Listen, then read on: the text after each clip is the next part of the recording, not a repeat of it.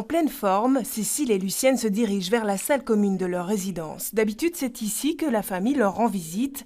Des visites limitées sous surveillance dans le respect des distances physiques. On a l'impression qu'on est comme dans une prison. Alors la perspective de pouvoir recevoir 2 enfants dans sa chambre réjouit particulièrement cette résidente. Je leur faisais un petit apéritif dans la chambre. On sortait, on allait faire une promenade en voiture. Et puis on trouvait un petit restaurant qui nous plaisait. On allait se gâter un petit peu. Pouvoir à nouveau se faire gâter, un assouplissement possible ici car le taux de vaccination des 55 résidents atteint 98%, c'est plus que les 90% requis.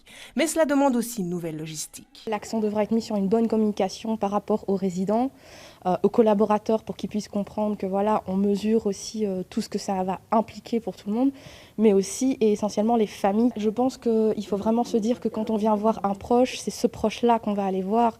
Donc il ne faudra pas non plus discuter dans les couloirs avec les autres personnes pour éviter ce genre de contact qu'on multiplierait.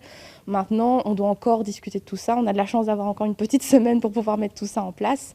Mais l'idée, ce serait effectivement de pouvoir avoir un flux qui soit le plus correct possible pour éviter trop de contacts croisés. Les effets de ces nouvelles mesures seront en tout cas surveillés de près. Si nécessaire, les procédures de dépistage peuvent être activées. Les mesures sont évolutives, c'est-à-dire si jamais on a des cas si on a des cas dans la maison de repos, eh bien là on va devoir repasser à des stades différents et donc c'est-à-dire de nouveau des règles plus strictes. Donc c'est dans l'intérêt de tout le monde que ça se passe bien aussi. Julie, elle, est prête à être patiente. Je préfère téléphoner, alors j'ai tout mon temps.